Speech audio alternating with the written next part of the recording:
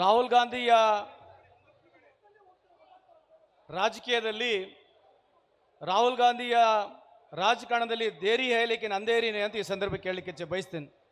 ಯಾಕಂದರೆ ಇವತ್ತು ರಾಹುಲ್ ಗಾಂಧಿ ಅವರ ಕನಸು ಯೂತ್ ಕಾಂಗ್ರೆಸ್ ಭಾರತ ದೇಶದಲ್ಲಿ ಬೆಳಿಬೇಕು, ಇಡೀ ಭಾರತ ದೇಶದಲ್ಲಿ ಯುವಕರು ಮುಂಚೂಣಿಯಲ್ಲಿ ಕಾಂಗ್ರೆಸ್ ಪಕ್ಷದಲ್ಲಿ ಸೇರಬೇಕು ಅಂತ ಹೇಳಿ ಏನು ರಾಹುಲ್ ಗಾಂಧಿ ಅವರ ಕನಸಿದೆ.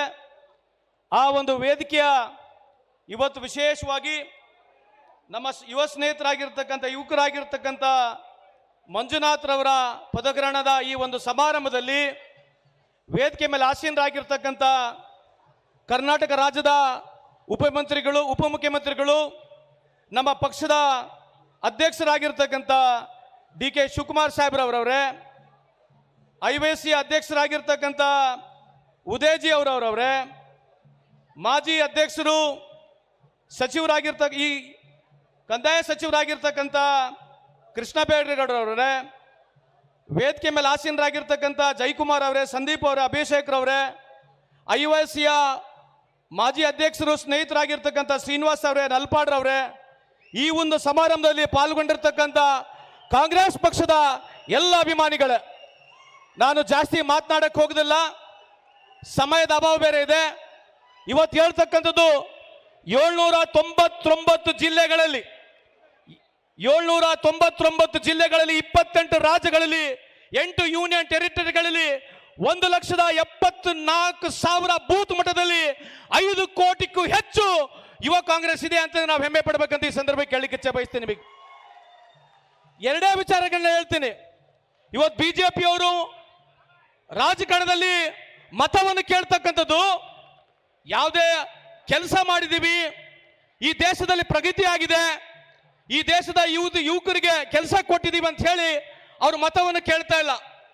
ಅವ್ರ ಮತವನ್ನು ಕೇಳ್ತಕ್ಕಂಥದ್ದು ಕೇವಲ ಹಿಂದುತ್ವ ಮುಖಾಂತರ ನಮ್ಮ ಈ ದೇಶದ ಜನತೆಗೆ ಮತವನ್ನು ಕೇಳ್ತಾ ಇದ್ದಾರೆ ಬಂಧುಗಳೇ. ಇವತ್ತು ಸಂಕ್ಷಿಪ್ತವಾಗಿ ಮಾತನಾಡಲಿಕ್ಕೆ ಇಚ್ಛೆ ಬಯಸ್ತೀನಿ. ಈ ವ್ಯವಸ್ಥೆಯಲ್ಲಿ ಬಹಳ ಯುವಕರು ತಾವು ಸೇರಿದ್ದೀರಿ. ಹಿಂದೂ ಕೋಡ್ ಬಿಲ್ ಅಥವಾ ಹಿಂದೂ ಕೋಡಿಫಿಕೇಶನ್ ಬಿಲ್ ಅಂತ ನಾವೇನು ಹೇಳ್ತೀವಿ, ಬಾಬಾ ಸಾಹೇಬ್ ಅಂಬೇಡ್ಕರ್ ಅವ್ರು ತಂದಿರತಕ್ಕಂಥ ಈ ಹಿಂದೂ ಕೋಡ್ ಬಿಲ್ಲು ಅಥವಾ ಹಿಂದೂ ಕೋಡಿಫಿಕೇಶನ್ ಬಿಲ್ ಅಂತ ಏನ್ ಹೇಳ್ತೀವಿ, ಇದು ತಂದಿರತಕ್ಕಂಥದ್ದು ಕಾಂಗ್ರೆಸ್ ಸರ್ಕಾರ ಪಂಡಿತ್ ಜವಾಹರ್ಲಾಲ್ ನೆಹರು ಅವರು ಪ್ರಧಾನಮಂತ್ರಿ ಇದ್ದಾಗ ಇದ್ರ ಬಗ್ಗೆ ತಾವು ಅಧ್ಯಯನ ಮಾಡಬೇಕು, ಓದಬೇಕಂತ ತಮ್ಮಲ್ಲಿ ಕಳಕಳಿ ಮನವಿ.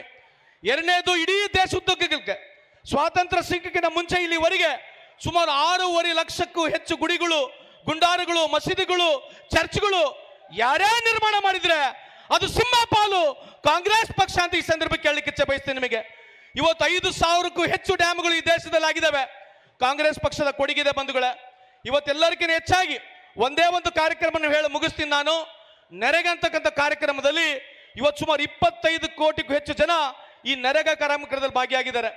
ಇವತ್ತು ಸುಮಾರು 5 ಕೋಟಿಗೂ ಹೆಚ್ಚು ನಮ್ಮ ಯುವ ಜನತೆ ಏನಿದೆ, ನಾವು ಐಡಿಯಾಲಜಿಕಲ್ ಫೈಟ್ ನಾವು ಒಯ್ಯಬೇಕಾಗತ್ತೆ. ಕಾರ್ಯಕ್ರಮಗಳ ಬಗ್ಗೆ ನಾವು ಎಷ್ಟೇ ಮಾತನಾಡಿದ್ರು ಕೂಡ, ಆದ್ರೆ ಈ ದೇಶದಲ್ಲಿ ಮುಂದೆ ಬರ್ತಕ್ಕಂಥ ದಿನಗಳಲ್ಲಿ ಎಲ್ಲಿವರೆಗೆ ನಾವು ಐಡಿಯಾಲಜಿ ಫೈಟ್ ಒಯ್ಯೋದಿಲ್ಲ ನಮಗೆ ಕಷ್ಟ ಆಗುತ್ತೆ.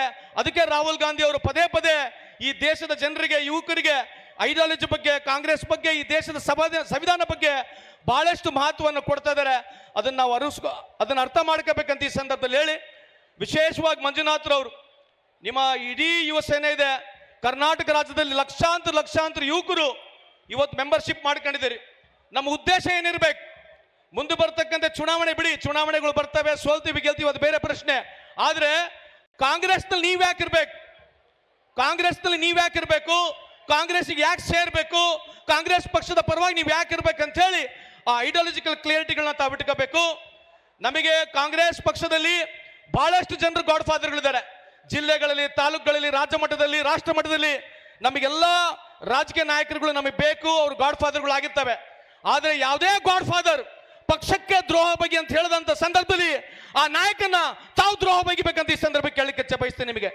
ರಾಜಕಾರಣದಲ್ಲಿ ಗುರು ಇರಬೇಕು, ಗುರಿನೇ ಇರಬೇಕು ಅಂತ ಒಂದು ಸಂದರ್ಭದಲ್ಲಿ ನಮಗಿರ್ತಕ್ಕಂಥ ಗುರು ರಾಜಕೀಯ ಪಕ್ಷಕ್ಕೆ, ನಮ್ಮ ಕಾಂಗ್ರೆಸ್ ಪಕ್ಷಕ್ಕೆ ದ್ರೋಹ ಬಗೆಯಂತ ಯಾವೇ ಒಬ್ಬ ನಾಯಕ ನಮ್ಮನ್ನು ಹೇಳಿದ್ರೆ ಆ ನಾಯಕನ ತಾವು ಕೈ ಬಿಡಬೇಕು, ಕಾಂಗ್ರೆಸ್ ಪಕ್ಷವನ್ನು ಬೆಂಬಲಿಸಬೇಕಂತ ಈ ಸಂದರ್ಭದಲ್ಲಿ ಹೇಳಿ, ಮತ್ತು ವಿಶೇಷವಾಗಿ ಮಂಜುನಾಥ್ರವರು, ನಿಮಗೆ ಒಳ್ಳೇದಾಗ್ಲಿ.